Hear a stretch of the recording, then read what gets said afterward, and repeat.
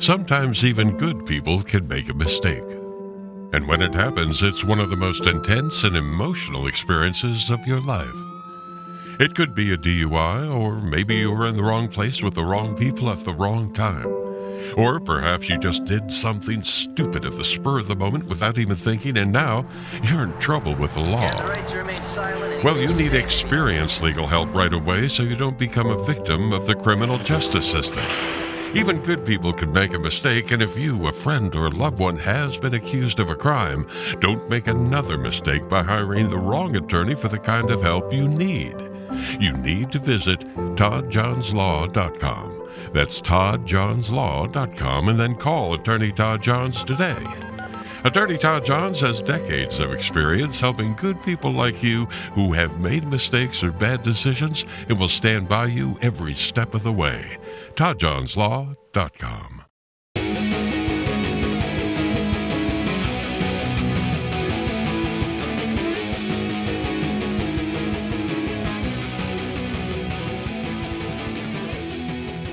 All right, hello and welcome to That's Enough Out of You. I am your host, Bill Rader, and joining me on this fine podcast is my co-host, Sean Kane. Sean, how you doing today? Billy Raids, how you doing, my man? I'm hanging in there. We are have a great guest this week. Coming to us direct from London, England, is the author of Prayer Man, More Than a Fuzzy Picture. And he'll tell us what else he's been working on. It is Bart Kamp. Bart, welcome to That's Enough Out of You. Hello, Bart. Thank you very much, Bill and Sean. Happy to be here. Thank you. Yeah, happy to have you. Sean, this is I know this is a real interesting topic, Prayer Man, and I know you got a lot of things that you want to talk to Bart about. So why don't we just get right into it?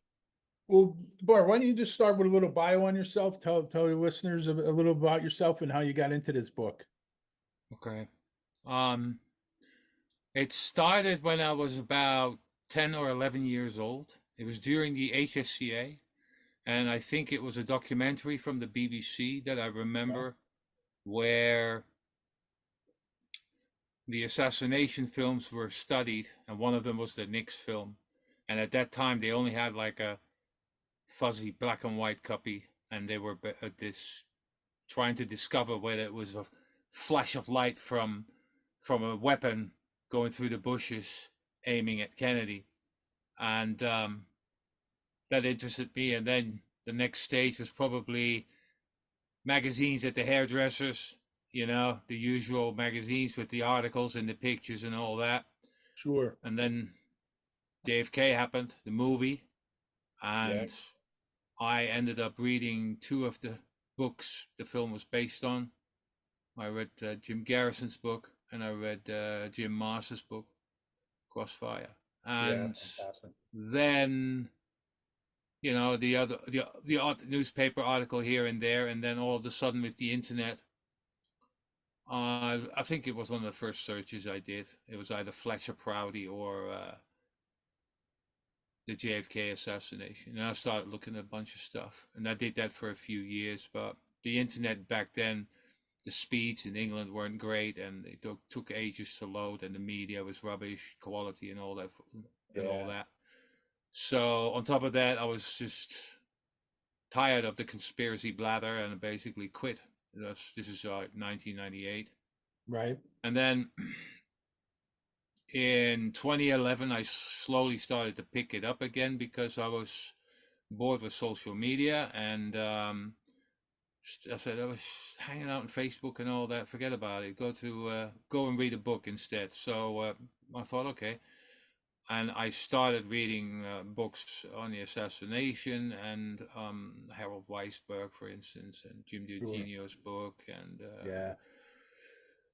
Joan Mellon, and good authors and good books. And by about 15 or 20, I was like, yeah, that's great. And I started working on something, because I was also involved with AV tech, and especially with multi-touch applications and touch screens and touch walls. So I wanted to make an interactive presentation, and I did that in 2013, and it's still on YouTube. and it was a presentation basically to show various types of media in the shape of PDFs, of JPEGs, and videos, all inside one window, which a multi-touch environment allows you to do so. So I just crammed it full with, like, at that time, 10 or 15 gigs of media, and turned it into a massive interactive PowerPoint presentation. And that got me going to look at more, but at the same time I was like, well, I've done this now, it's going to be a bit of a dead end in it. But at the same time I read about Prayer Man, and it was Sean Murphy who posted this on an internet forum. Right. The year after that I was very busy with a new job, but at the end, near the end of the year, I joined a forum which was called ROKC, Reopen Kennedy Case. And I liked their sense of humor, but also they like to investigate deep. And of course there's speculation, but at the same time, for them the criterion was, where's the documentation to support this, and what kind of second source or third source do you have? And I was like, yeah, that's the way I like it, because I've always done it with books. When people start making a statement about something, I go, oh yeah, where'd you get that from? And I go into the footnotes and go, okay, where's that? All right, look up that footnote and go, is it actually there? Oh yeah, there it is in that document, blah, blah, blah.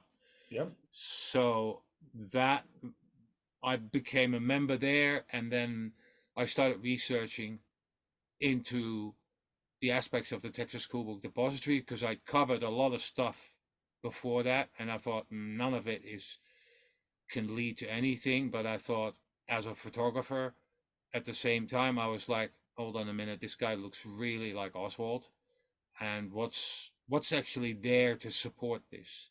And at first I read all the bits that were in a forum thread at the Education Forum, which is called Oswald Leaving the TSBD, which was started by Bill Kelly. In that thread, there was about half a dozen people that went in there and actually started submitting stuff. And slowly a picture started to emerge a little bit. And then you started drifting off into the plausibility of the second floor lunchroom encounter. I'll get to that in a mo, but that was really interesting for me, because for me the second floor lunchroom encounter was something really odd with it, because I always thought that Roy Truly was talking rubbish when he said that he walked ahead of Baker going up the stairs. And I go, what if there's a killer up there? Why would you basically? That would just defy all form of common sense. And I was like, that just doesn't rhyme. And that basically got me investigating the second floor lunchroom encounter, because from a evidentiary point of view, it looked like Prayer Man had reached its top at that point. And I started to investigate more. And then slowly I didn't want to do a book in the traditional way. I said, I'm going to make an interactive paper. That's what I'm going to do. And I'll tell you what, instead of you having to click backwards, forwards, left, right, and center, I'm going to paste the documentation in there. And that's what I did with the first paper I did, which was called Anatomy of the Second Floor Lunchroom Encounter. That started with about 80 pages at first, but it grew to 160 pages. And we're talking about something that only happened about apparently 2.5 minutes or 1.5 minutes after Kennedy was shot. So that was kind of interesting. And I realized that how much detail there was actually available. And from that, I started researching the interrogations, because we knew there were the Fritz interrogation notes, which were pivotal. They were handwritten notes that were handed to the ARB. And these were important because in that, Oswald made a statement that he said he was outside in front with Bill Shelley. Right. First question would be, how did he know that Bill Shelley was standing out there in front? First of all, how would he know that? Right. That part was much bigger than I could ever anticipated. It took me 3 to 4 years to finish that paper, actually, to a quality where I thought, okay. And I ended up halfway through throwing everything upside down and out and do a massive edit because it started to become ginormous, like something like 800 pages. And I was like, nah, forget about it. It's ridiculous.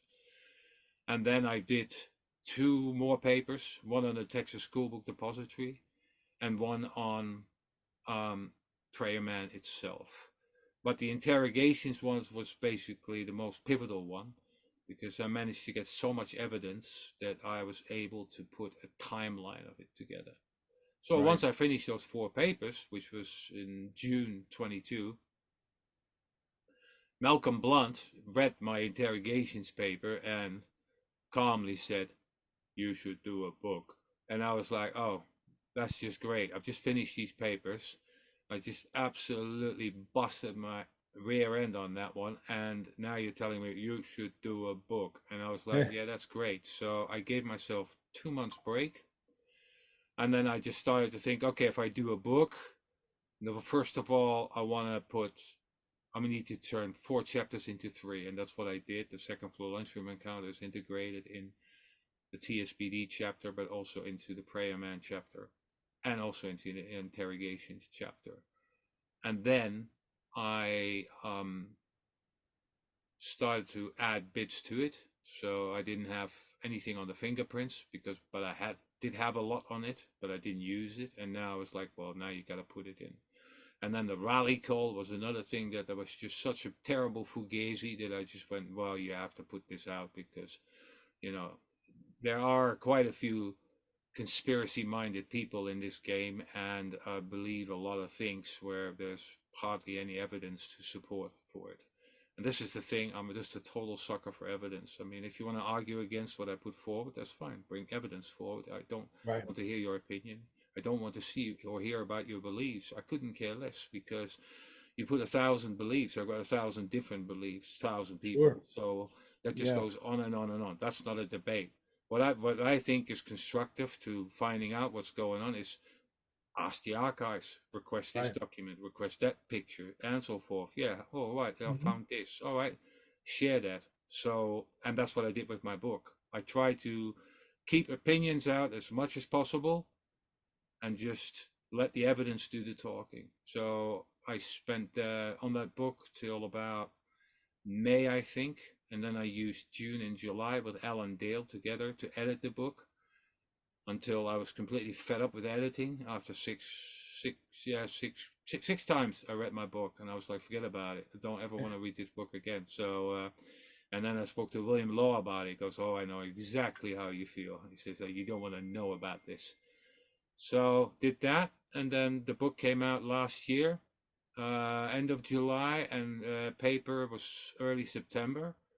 And it's been doing okay. I can't complain. And the reviews have been really good. I think on average it's 4.3 at Amazon. Yeah. I'm not complaining. I'm actually quite chuffed with it that people responded to it as much. And so the feedback overall has been really I good. read the book, Bart. It's a fantastic book. We have it up on our bookshop. It's really good. And one of the names you mentioned there is Malcolm Blunt, and he has a foreword in the book. Talk to me about him a little bit because maybe our listeners aren't familiar with him, but he's really a tremendous researcher who helps other researchers find documents and find stuff, and he's just tremendous. So talk about him for a little bit. Malcolm Blunt is the guy behind the guys, basically. Yes, that's what it is. And Malcolm, I knew of Malcolm that he was a member of Dealey Plaza UK. I've been a member there since 2014, if I'm not mistaken. And I'd never met him because our meetings were always in London at that time. But they were talking about it, and he goes, yeah, he goes deep and this, that, and the other, blah, blah, blah. So I started looking him up on YouTube, saw the videos he'd done with Alan Dale. Yeah. Which is very deep CIA stuff. Deep. And then in 2016 at the Canterbury seminar, I met him. And we just chatted. And then he gave me a USB stick with a bunch of documents. And the most of it had absolutely no bearing on me, where I just went, which was all about Yuri Nosenko. And I was like, yeah, whatever. But there was one really kick-ass document in there for the CIA had done a schematic of who said what about what time, where they were, at what floor, and where they heard things, and so forth. And I thought, yeah, from an analytical point of view, that's an absolute whopper of a document, just to see that they basically, from the statements, put this all together from an analytical Sure. point of view. And slowly we started to talk, and he sent me a few copies of documents here and there, and it was just like little handful, just bits, just folded up, 6 pages in an envelope, sent over. And slowly him and I started to talk more and more. And in 2018, I've been in the hospital for 10 days after an op. And I was like, Malcolm, I'm so bored. I can't do anything. So why don't we meet up? And he went, okay. So I got on a train, went down there. And he took me to another location, which was in Tedbury, where he had a property there. And he had stored his materials, but also Harry Livingston's materials. And the original talk of us doing something was that he asked me if I could help him with digitize some cassettes, but he never said how many cassettes. There were 350 cassettes in the end. Wow. It was like, just a handful, he said at first. Understatement of 2018, I'll tell you. And then I then went to visit him, and when I visited him, he took me and he showed me everything, and there were basically 30 plastic boxes, which were about, I don't know, like 2 feet wide, foot deep, and high, and it was filled with folders. And Livingston had done everything by name, so it was pretty well organized. And I set upon that, digitizing that. And at first, I would just come in, and I would try and capture as much as I could, and take it back. But I only had a window frame of about 2.5 hours, with the train or the bus going there, collecting everything, driving there, driving back. That was 1.5 hours in total. So it was pretty cumbersome to do that. And at some point I just went, no, listen, if you want me to do this, then I need to come over and I need to stay there. So I said, okay, let's do 3 days. So I went over there, and for 3 days, all I did with my iPhone is just scan the living daylights out of all this stuff. And then I took a bunch of stuff home as well. And at the beginning, I had a trolley, and I just put like 3 big shopping bags filled with these documents, take them home and scan them in, and then come back again and do that back and forth. And then I was just like, no, we need to go bigger. So then I spoke to Anthony Basing and Peter Antil, and they basically drove me. And we drove over there, and I basically filled the whole car up with bags filled with documents. So just imagine, altogether, probably 30 filing cabinets with 4 drawers, completely filled up with paper. And then 32 boxes with paper from Livingston. And then, I don't know, a few crates with VHS tapes and, 350 cassette tapes. And I digitized all of it. And I finished doing that roughly a 1.5 years ago. I'm still busy organizing in between.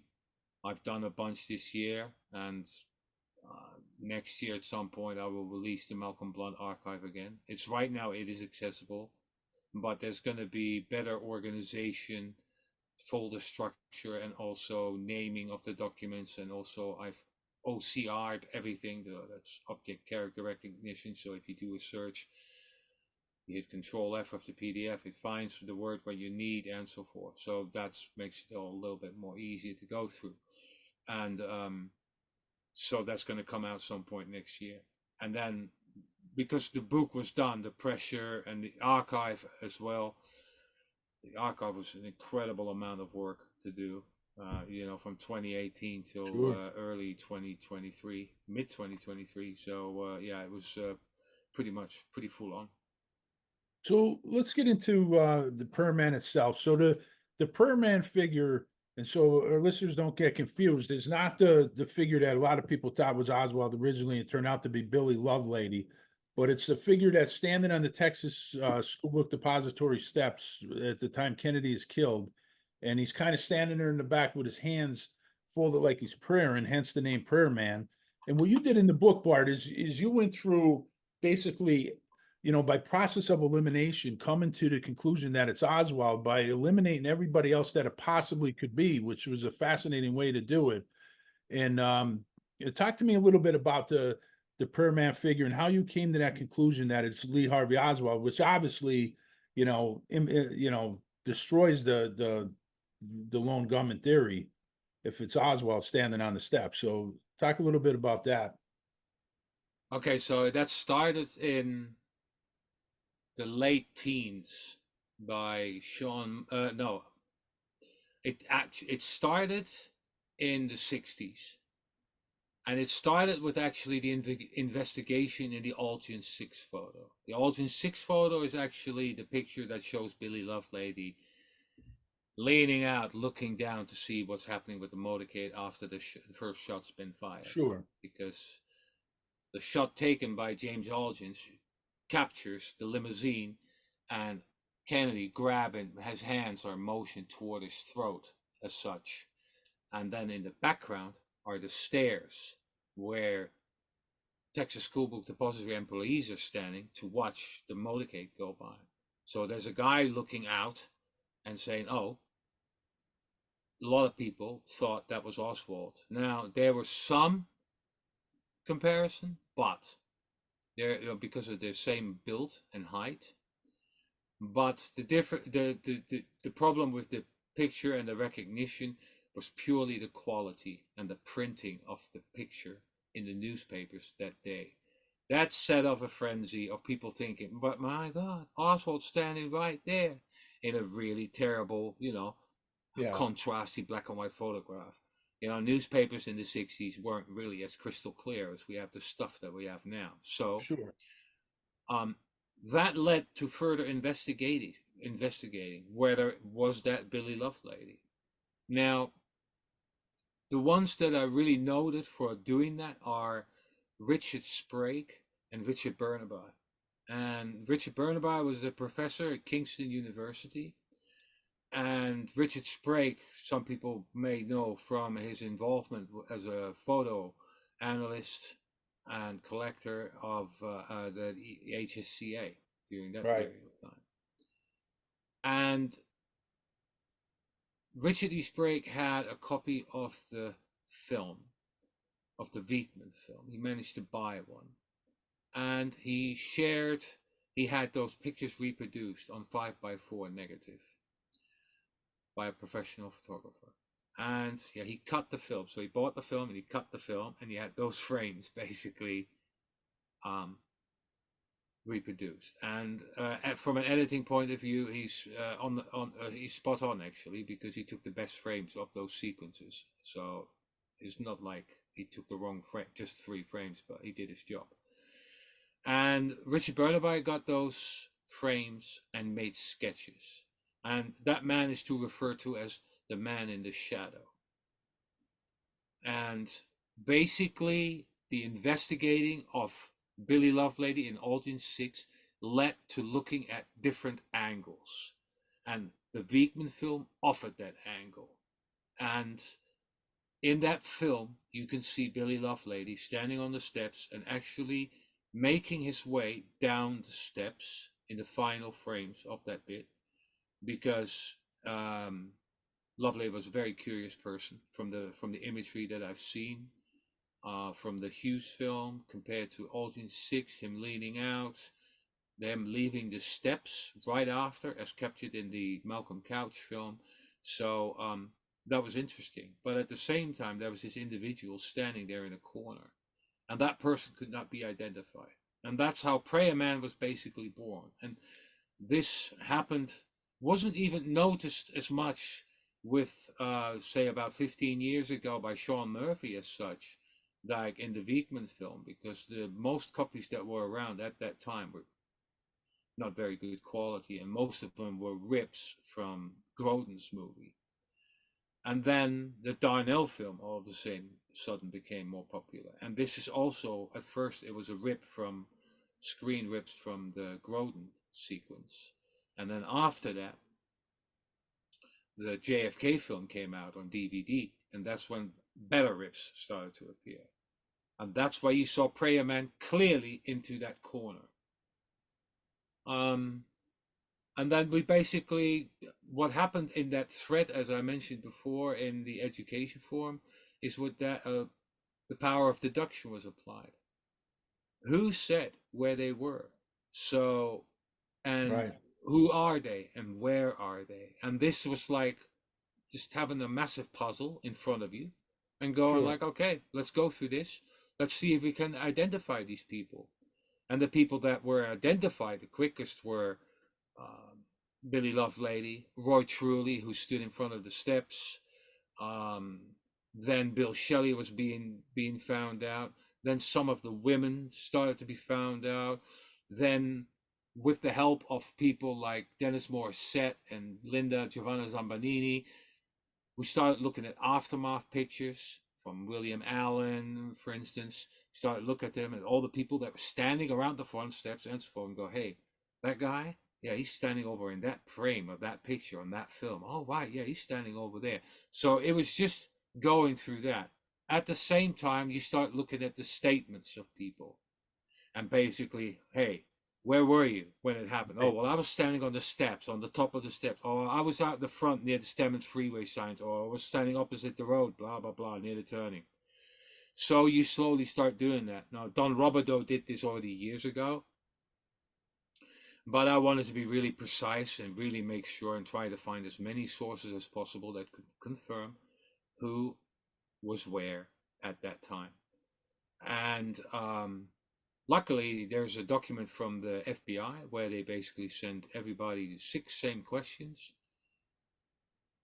set of questions, and they asked one of them, where were you at the time of the shooting? So most of them answered that nicely.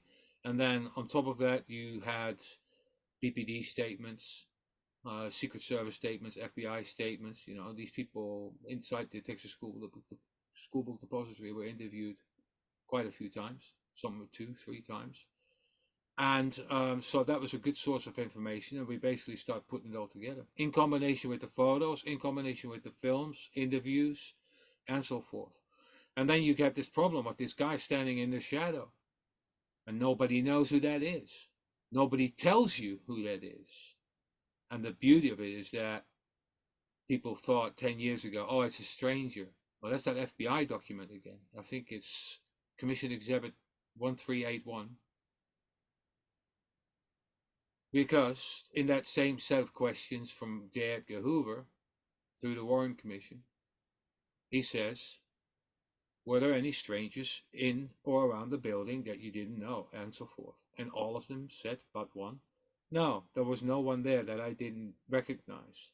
Only one person, that's Danny Archer Garcia, said, yeah, 45 minutes beforehand, this elderly man who stopped in front of the entrance with 3 elderly ladies in there, asked for to use the restroom. Okay, when was it? 45 minutes. And then, yeah, he went underneath the underpass, drove away underneath the underpass. So, Right. there's no stranger. So that person in that corner is not accounted for.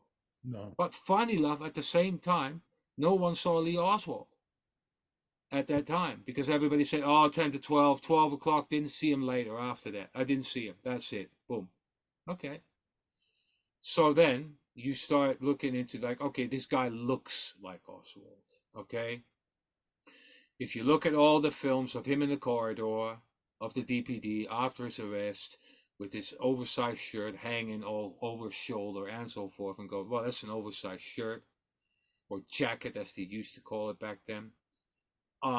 That is interesting because that shirt resembles that same shirt in that film. And I'm going, okay, that's interesting. Face-wise, yeah, it's blurred, but the same haircut, roughly. All right.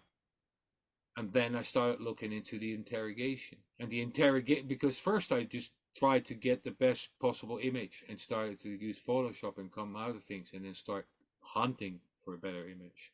And at some times we were lucky and we found things. We found some stuff in the National Archives. And I found something about 4 years ago. 4 years ago. And that helped us as well, quality-wise. And now the Sixth Floor Museum has released the Darnell film on YouTube and on their website in last August, and I'm still working with that. And it's just ongoing, and the process of elimination for me is a done deal, because if I look at the interrogation where Oswald was interrogated, and it's that first interrogation that's absolutely pivotal about what's happening there. So officially, there weren't any notes. Unofficially,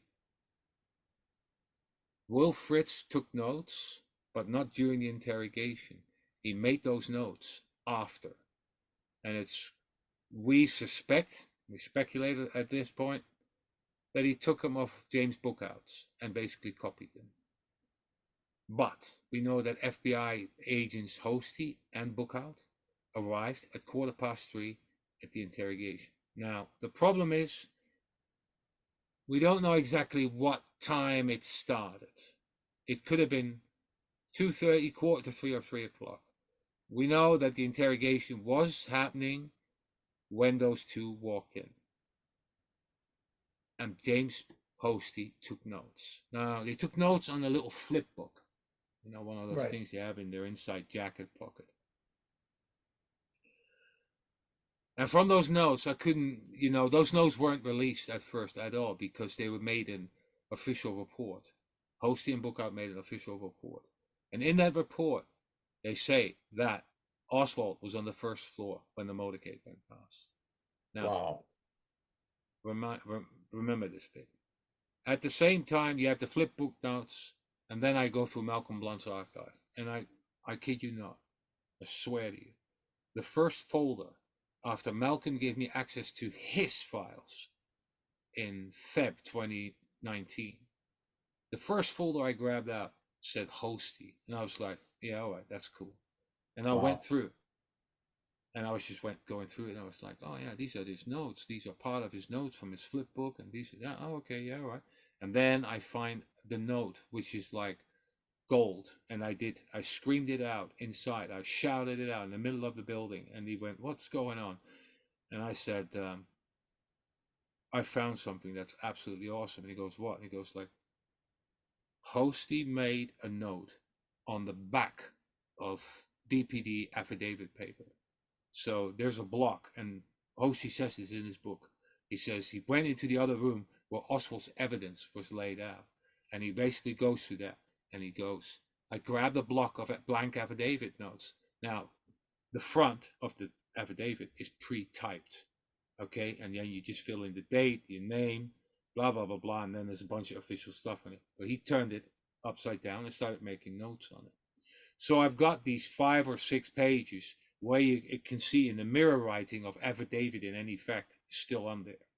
And in that note, it says that Oswald got a Coke for his lunch and then went outside to watch the presidential parade, the presidential parade. Wow. That bit was covered up immediately, just there and then. That never came out. That was Oswald basically gave his alibi there and then, and it was killed off right there and then. Wow. So that then, during that very same interrogation, Oswald mentioned seeing rifles a couple of days before the assassination in front of Roy Truely's office. And he mentions this during that first interrogation. Wow. Now, inside the Texas School Book Depository is an FBI agent called Nat Pinkston. Nat Pinkston is instructed to talk to Roy Truely. And he talks and interviews Roy Truely. But he mentions things in his statement. So you can derive from that he was informed about the rifles in the building.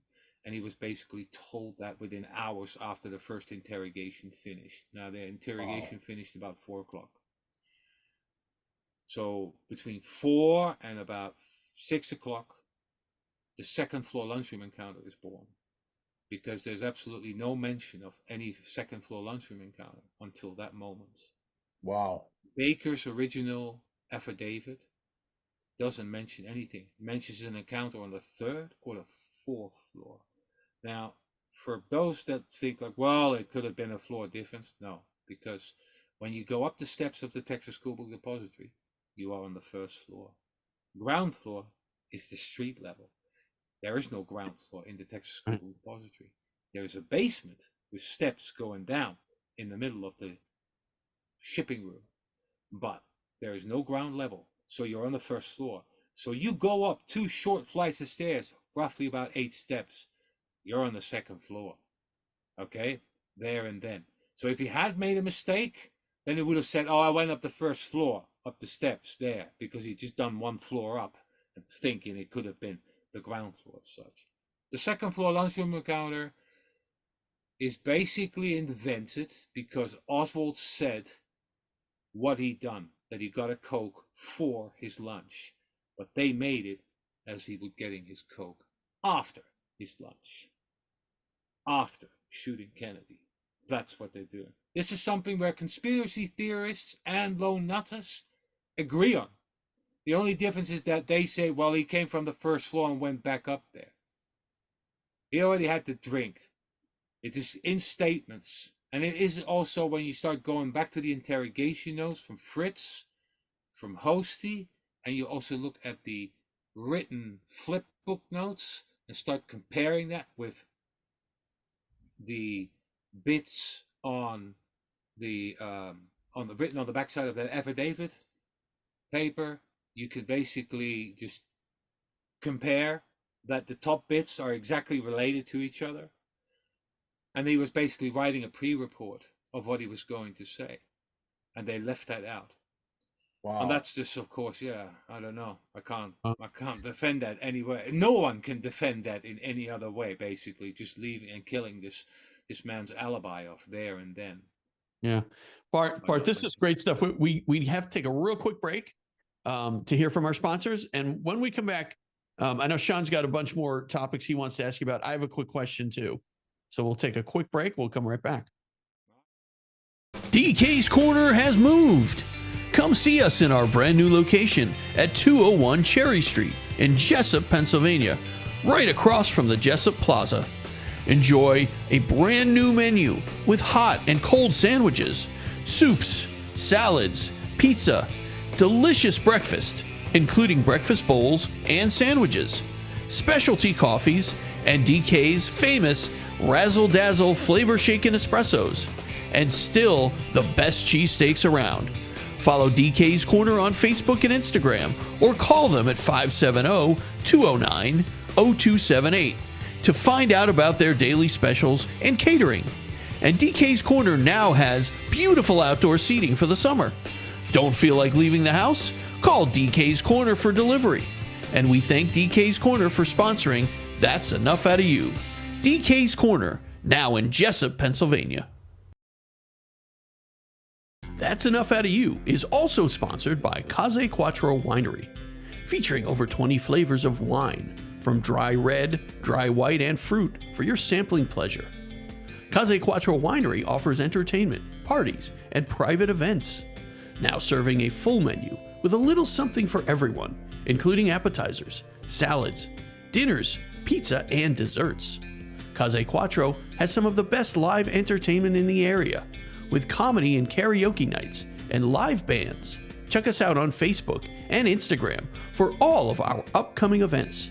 And if you mention the code OUTA, that's OUTTA, you get 15% off of your order. Located on Main Street in Peckville, Pennsylvania, call 570-382-3855 for more information. And we thank Case Quattro Winery for their support. Okay, we are back on That's Enough Out of You. We have our guest, Bart Kamp. Bart, we're discussing Prayer Man. I've got a quick question for you, and this is just because I don't remember.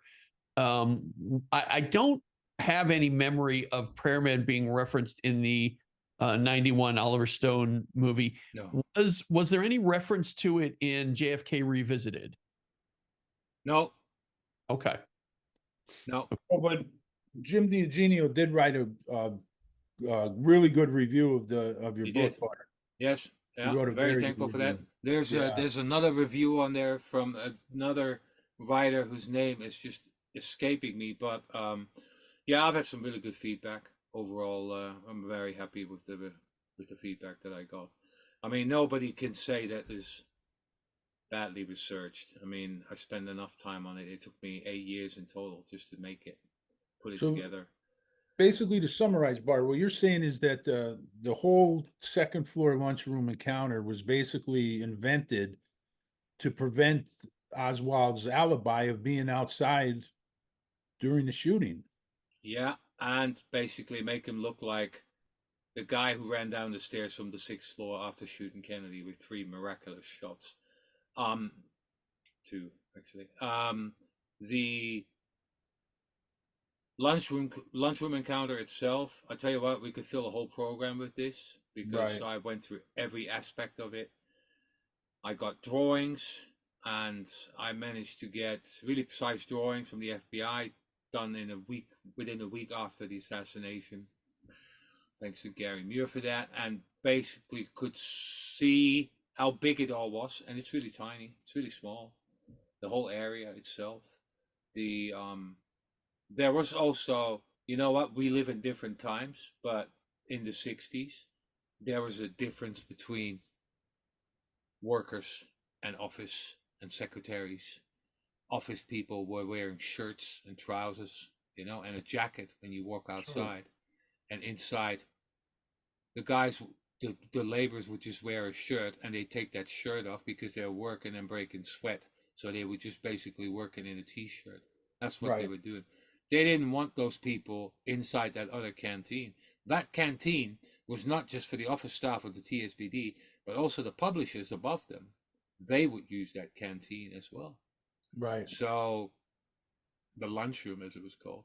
Um, so, and I looked at everything, and I looked through all the statements and so forth, and I kept finding stuff, more and more and more and more.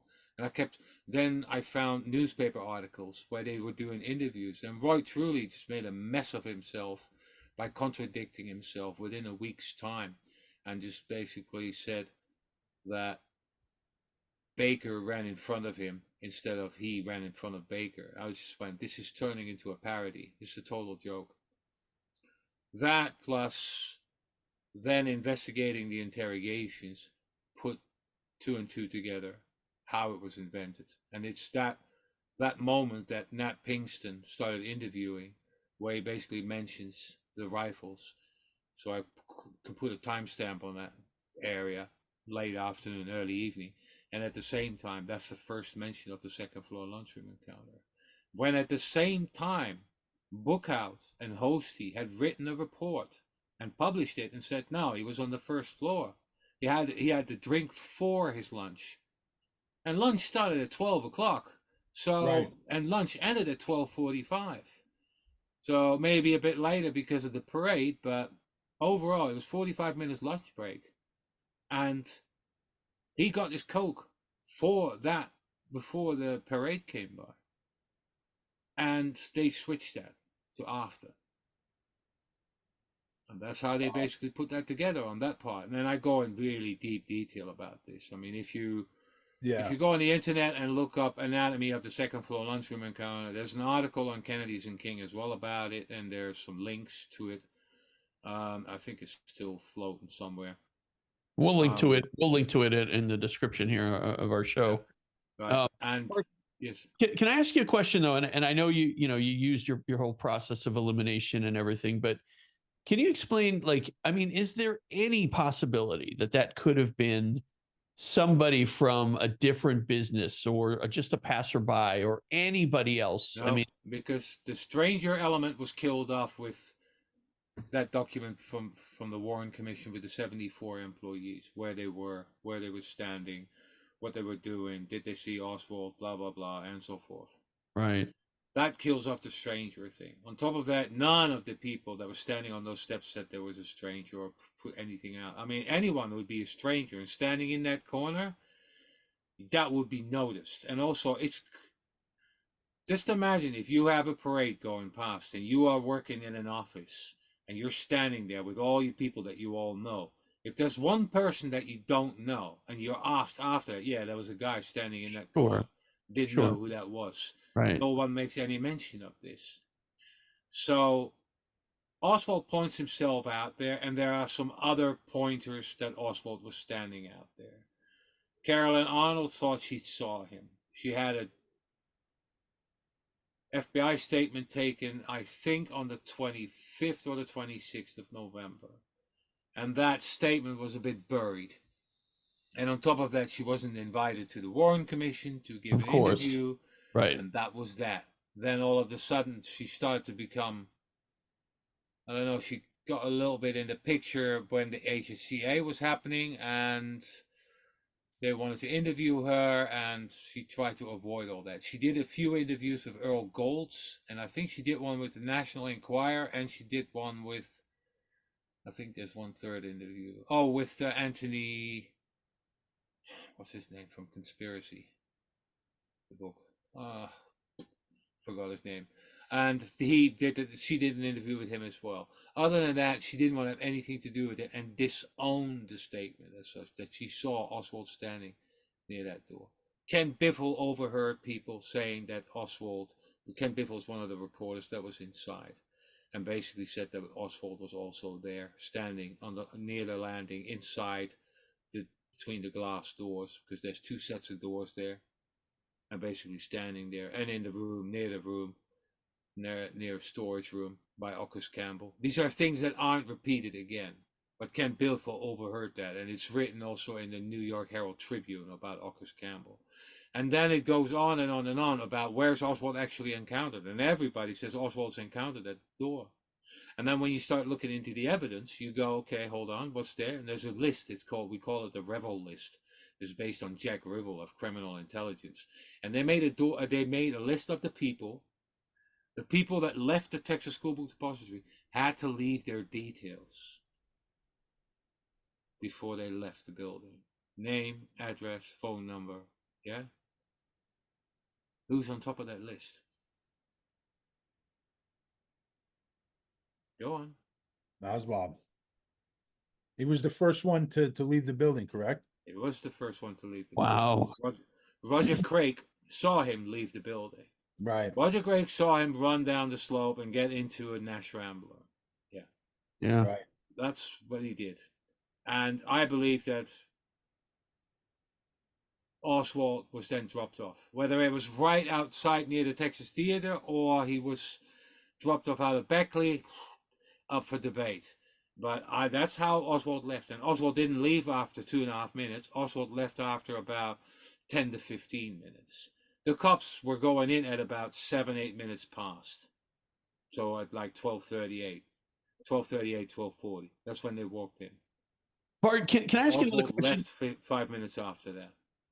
Can I ask you one more question? The other employees who were out in front of the building there, did they also go back inside, or did many of them Some stay? of them left the steps. Okay. Some of them went back inside. Some of them were standing outside too long, that when the cops shut down the place, the front entrance, they couldn't get back in. Some of them waited outside on those steps. There's footage of Lovelady and Denny Archie Garcia and Bonnie Ray Williams trying to get back in, basically being let in back in at that point. This is about 25 minutes after. And there are also people that basically didn't show up at all and just went, we're not getting in, let's go home. Boom, they left. About 1 o'clock or so. And also it was getting cordoned off. At first, the first 20 minutes, you have footage of people, Texas School Book Depository employees, standing outside against the wall next to the stairs. And then they are basically ushered on. In the Roy Cooper film, you can see they're ushered out. And basically they then start cordoning it all off. This is like, half an hour after the assassination when they finally start getting things together. And the street and the road's already been given free at that point. There's traffic going through Elm Street already. Yeah, it's just that's mind-boggling or what.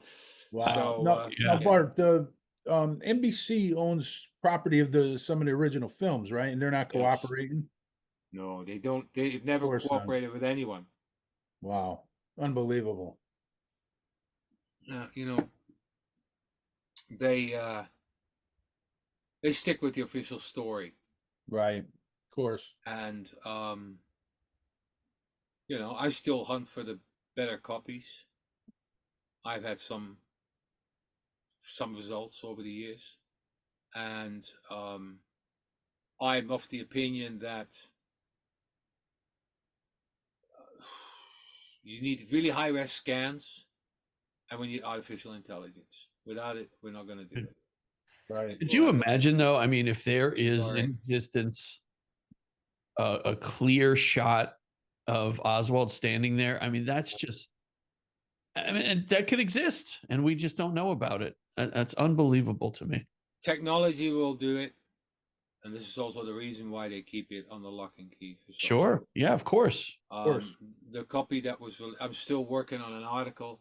I'm a bit slow because my job is taking a lot of my energy and time, and so in the evening I've got to find an hour here and there basically to put stuff together. So I'm working on a big article about the Darnell and the Viekman films that's coming out. That's also going to be added to the new book, to the new update for the book. And yeah, there are, every time I see a different copy, I've now seen 4 different copies of Darnell and about 3 or 4 of Viekman. And, I find something else that I didn't see before.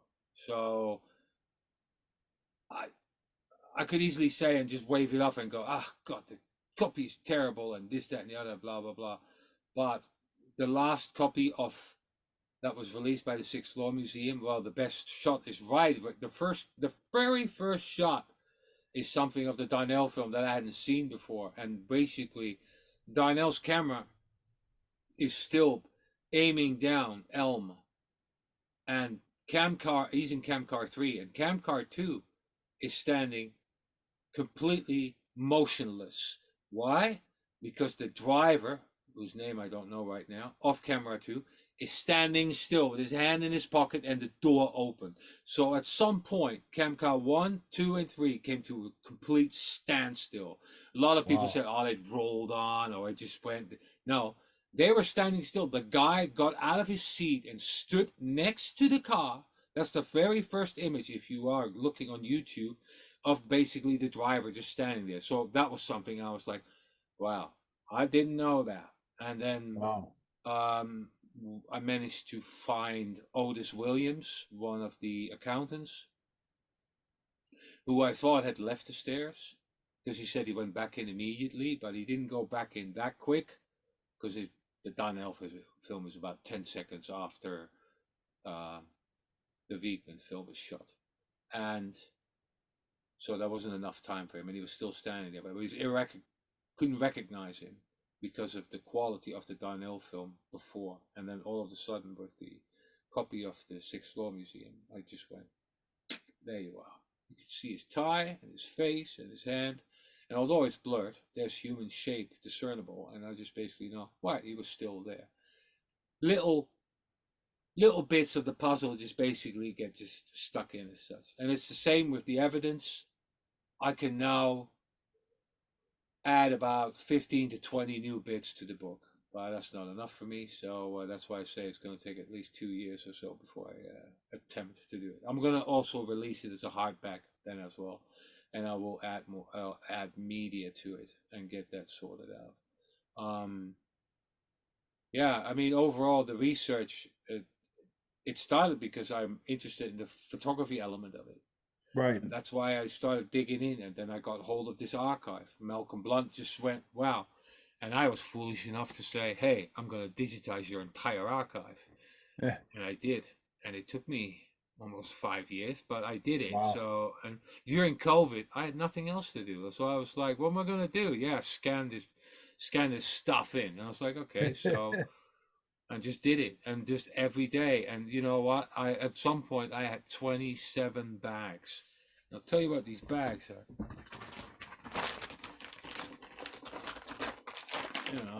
They're this big, and they were just filled up to the brim with documentation. So they were wide. So I've done at least 100 of them, at least. Wow. So that much paper, and I'm still go through stuff, still read about it. I mean, Malcolm's Archive is the best book on the assassination. You you must have some intermediate knowledge, and you have to have a, an interest in a certain aspect of it. And I did the Texas School Book Depository because for me, when I saw that picture, I was like, well, if there's anything that can be solved and that can just turn this whole thing upside down and just make the whole thing like scaffolding collapse, just like that, just like a deck of cards, then it's that. Because then I don't have to explain anymore, because the people, they know something fishy went on, that Oswald had intelligence connections, that the FBI lied, that the Secret Service burns documents, that, you know, all this stuff, the DPD, corruption, all that. And you go, okay, hold on. Oh, we know all that? That's fine. But if you then all of a sudden just come up with the cherry on top, because that's what we call it at RKC, we say the picture is the cherry on top. Because from an evidentiary point of view, even though everybody is claiming Prayer Man's not Oswald, Buell Frazier said it, but Buell Frazier has been saying a lot of things, and so did Joe Molina. At the same time, what was the political climate like? These people were threatened. They were getting phone calls. Joe Molina's house was tossed at 2 o'clock in the morning by really heavyweight policemen. I mean, the assistant DA, Bill Alexander, was there. A DA with a pistol in his pocket. Yeah. Jack Revel was the second in command of the Criminal Intelligence Division. 2 o'clock, toss his house. What, being black in Dallas in the 60s? The Jim Crow laws were roughly being phased out. That doesn't mean all those practices were ended at that point. They were just basically not official anymore. You know, these things you have to all take into consideration. How did all this function? And now, I'm not here to do a Dallas bashing or something like that, because I'll tell you what, it could have happened in Chicago. It could have happened in New York. You find those rotten apples in every police force. Everywhere. It doesn't matter, everywhere, outside the states, anywhere. But it is just about how much power. And these guys of the robbery and homicide, they were like an Afghan warlord with a fiefdom. They could do what they wanted. Yeah. They had carte blanche, and if they had you in your custody, you know, they'd make you guilty. And there are examples of that as well. Henry Wade, same thing. I mean, on one side you go, Henry Wade, my God, the record you had of these people, all these people getting convicted and so forth, some of them wrongly. But at the same time, he was voted in time and time again. He was there for more than 2 decades. Yeah. Okay? He was DA there. He was that popular. He was getting the results, and that's what they wanted. That's what the people wanted, and that's what they voted for. You know? So indirectly, you can bounce that back to, hey, you had a democratic system, you voted this guy in, and this is the policy he's enacting, and this is what's happening. And then they find out that Texas, the miscarriages of justice compared to the nation's average was tenfold. Okay? And then you've got, they're doing all this investigating about 18 odd years ago, around 2006. I forgot the DA's name at that time. Watkins, maybe? Or could be. And they investigated. And then they find out that all these things and how things were bent and how shortcut was taken, and, you know, and then you look at it like, what, 60 years ago? No tape recording. You know, Will Fritz didn't take notes. He was known not to take notes. Back then, you interrogated someone. So I'm talking to you, Sean. You're the person that's being interrogated, and Bill is sitting behind you. Bill is my lieutenant. I'm talking to you, and you're answering me. Did you do it? No, I didn't. Yes, you did. Blah, blah, blah, such and such and such. Then we go to court. I go to court. I go in the stand. I go, yeah. He said such and such and blah, blah, blah, such and such. All right, okay. Then Bill gets talked to the stand.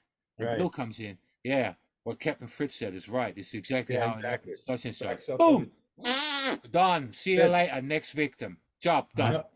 Yep. Now I'm Yep. doing this in a really simple way, but this is how that worked back Right. then. Sure. You look at you read Harry Holmes.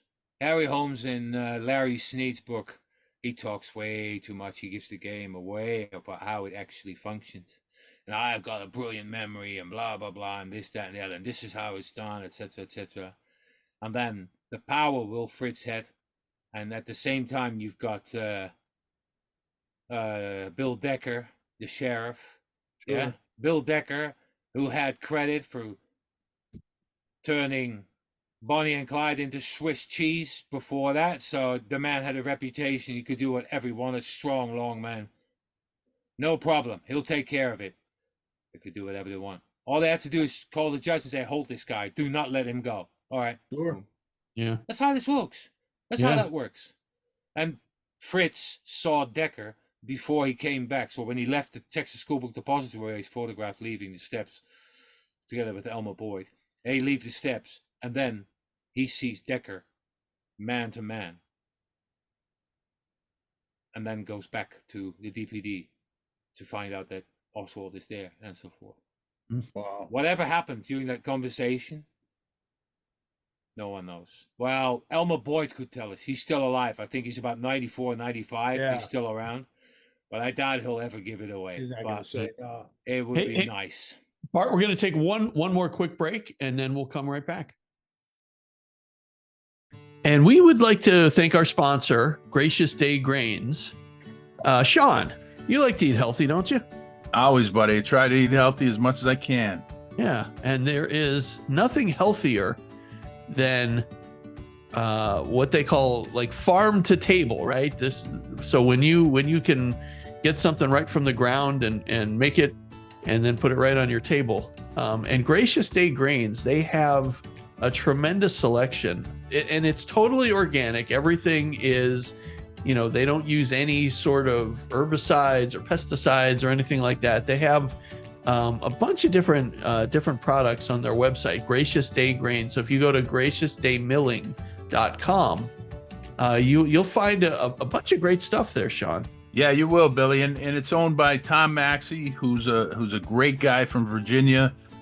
He's a truth seeker, just like me and you, buddy.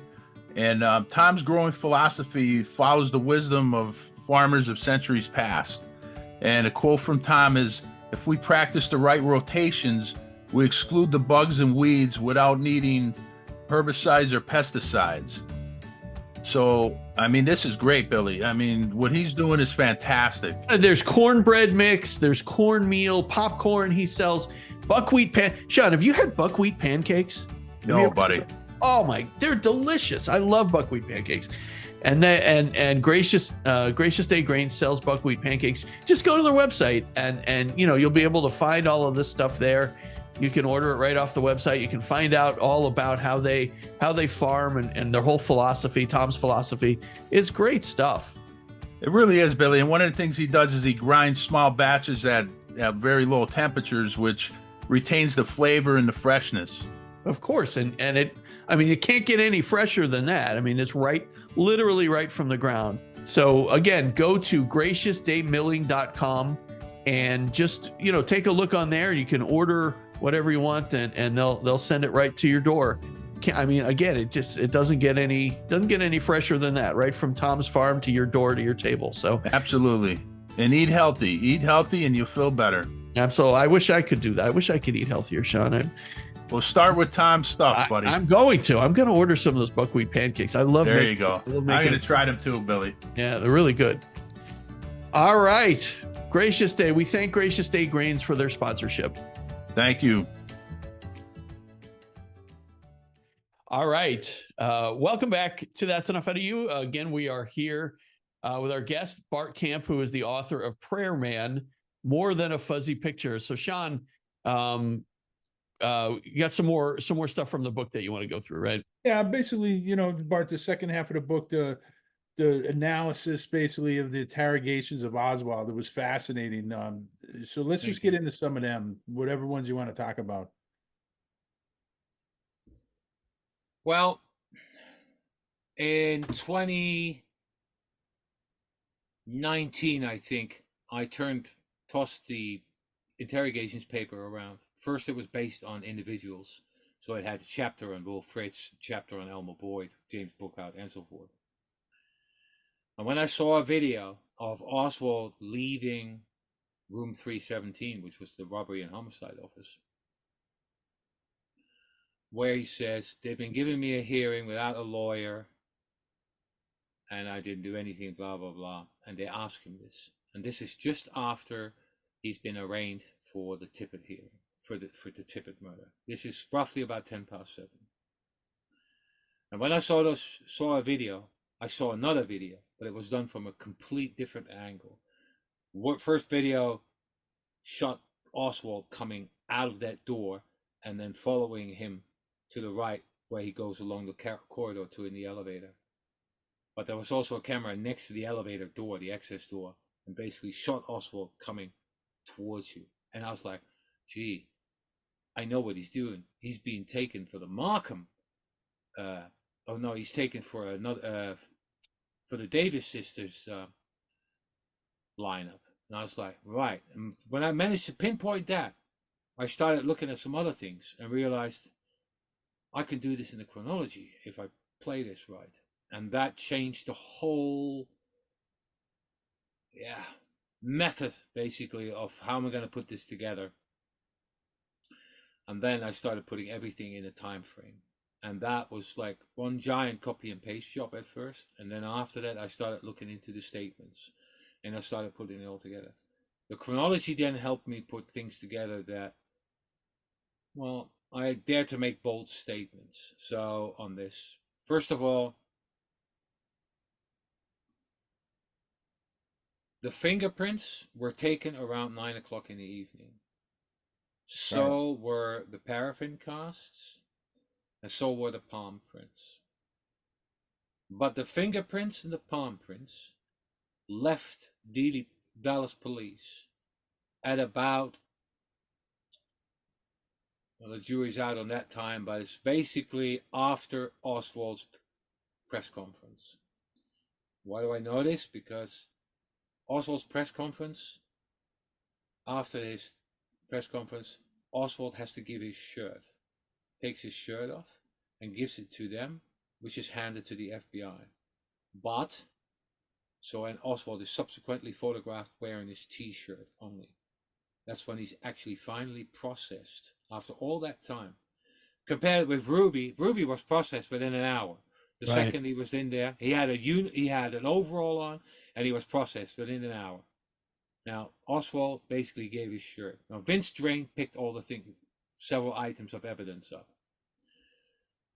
But they also took all the fingerprints and the palm prints with them. How do I know this? Because shortly after, they make another set of fingerprints. None of the first set of fingerprints, original sets, is visible in the collection of the University of North Texas collection. The fingerprints and palm prints that were taken in the middle of the night at 2 o'clock the originals are in the UNT's collection. So for a short period of time, there were no fingerprints in the DPD's possession until they actually made new ones, because there was a swap over. The second, basically, they took all those fingerprints with them. They had to redo them. Now, the FBI, they can't even find the fingerprints. Wow. Around the time of the HSCA in 1978, they can't find them. And it's only because a lowly paid clerk who just basically starts nosing through the collections starts finding them and basically picks them out and saves the FBI's bacon. But they only find like one set. Now, the way I did this was when the officers are the detectives and the captain, Max Dawey was one of them. They're coming out and they do like a little dog and pony show by showing the fingerprint cards. And I started looking at high-res scans of the fingerprints and the positions, because these fingerprint cards had 10 squares in a 5x2 formation. And I could see the positions in them. And you could see, now normally, ideally you put it right in the middle of that particular square.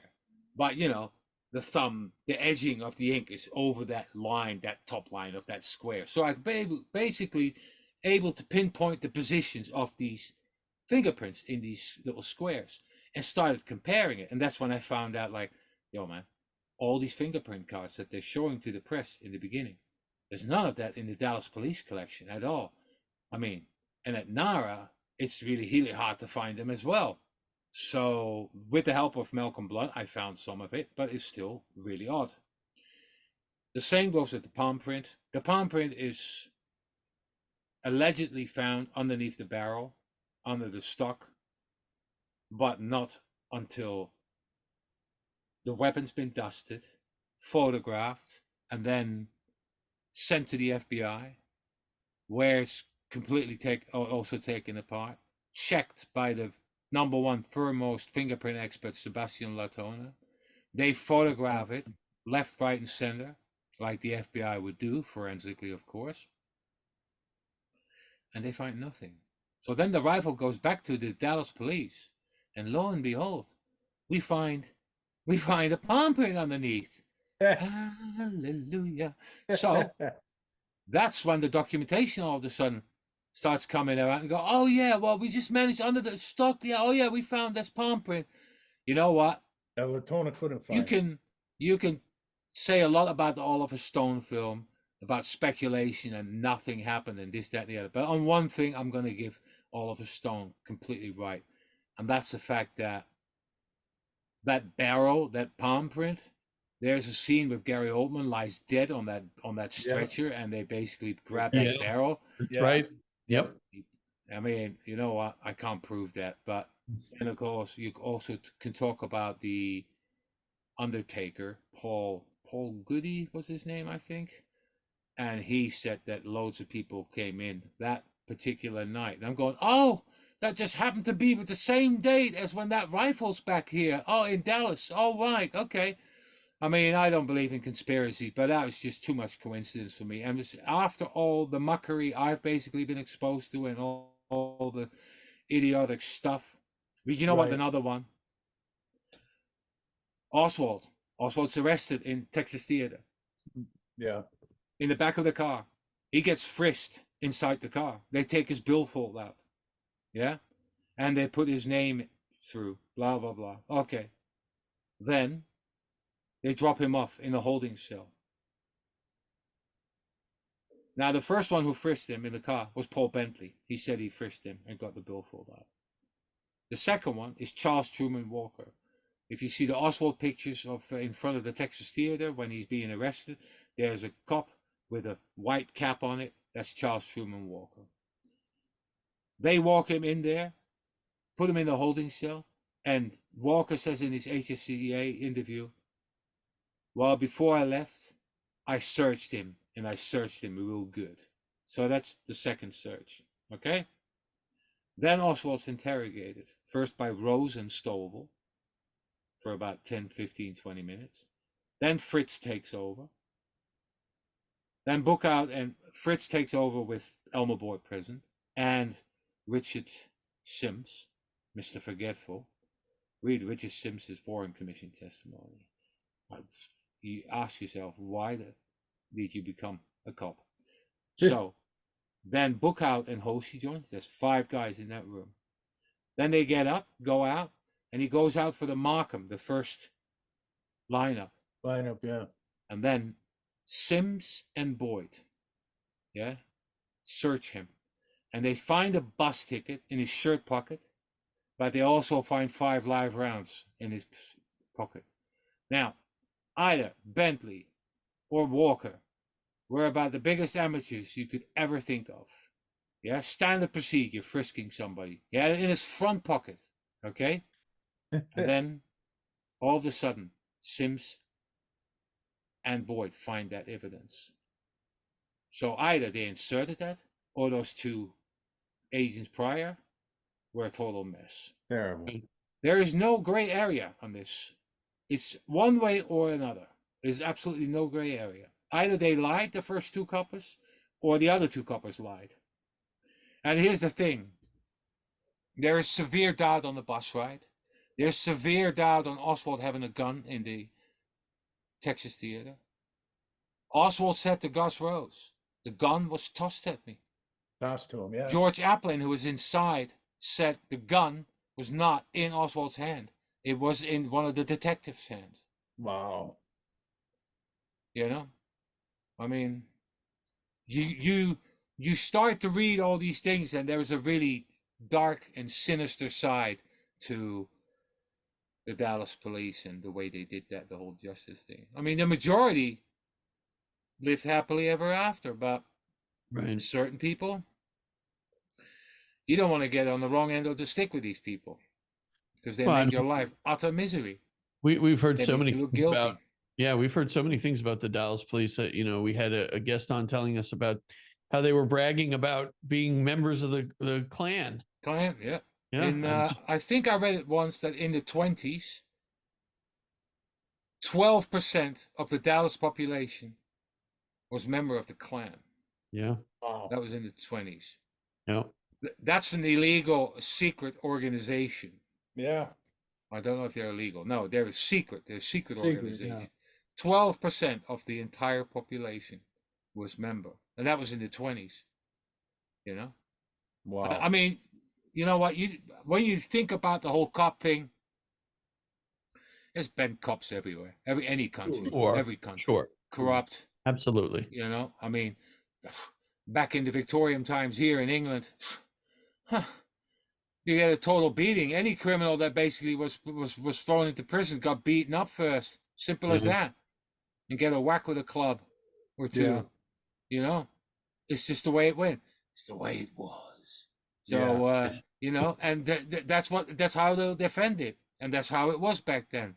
And there are still remnants of that, the whiffs of that horrible stuff. They're still here and there. You still read stories of people's rights being trampled upon completely and so forth. Absolutely. You see plenty of Facebook videos and so forth. Yeah. You know, this could happen. This could have happened anywhere. And for me, it was just like, okay, I've got the picture. I think it's Oswald, but what do I have to back it up with? And then I just thought, okay, find all the evidence. And now I've gotten to a point, you know, I thought, oh, the book, okay, cool. I'll tell you another thing, the Heidel ID. Okay, so the Heidel ID does not exist on November 22nd at all. It doesn't exist. It's only made up because of a phone call to military intelligence from somebody from the DPD. That's beautiful. Somebody's like, well, who called you? I have no idea. You know what people do? You know what military people do? When they get a phone call, they write it down. Who called me? At what time? What was the subject matter? So when you just start going, oh, I don't remember, shut up. Yeah, not happening. Yeah, pull the other one. Okay, so, I mean, I've been in the military myself. So it's like, that's rule number one. Everything write down. Write it down.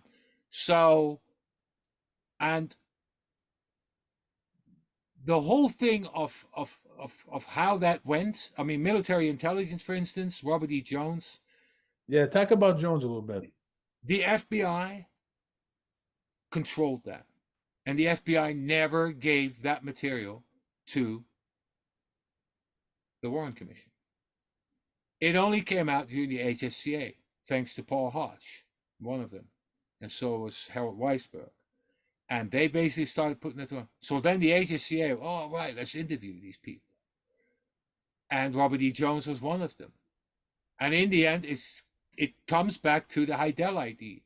And the Heidel ID doesn't exist. And they try to manufacture it. And badly so. So from all the interrogations, you see, this is so funny. The Heidel ID doesn't get mentioned until almost 11:30 on the 23rd. Wow. And also it's been interrogated 4 times already at that point. Not once did they mention the Heidel name. Because if that Heidel ID was in that wallet, they would have said, yo, what's about this? What's this ID doing here? Sure. Yeah. So I started looking into that. And I started looking at all the statements. The people that arrested him, the people that interrogated him, when is there a mention of it? And the first mention of a Heidel ID is done by Manning Clements, who says he interviewed Oswald at 9 o'clock. It was at 7 o'clock. Never mind, but let's just... And who says, yeah, when I was looking outside in the room with the evidence, I said to Bookhout, oh, see that ID? Yeah, that's Heidel ID, blah, blah, blah. You should mention that. But the problem is that James Bookhout went in that same room a few hours prior, and he made all the notes of what was there and all the telephone numbers from Oswald's address book and so forth. And is there any mention of a Heidel ID?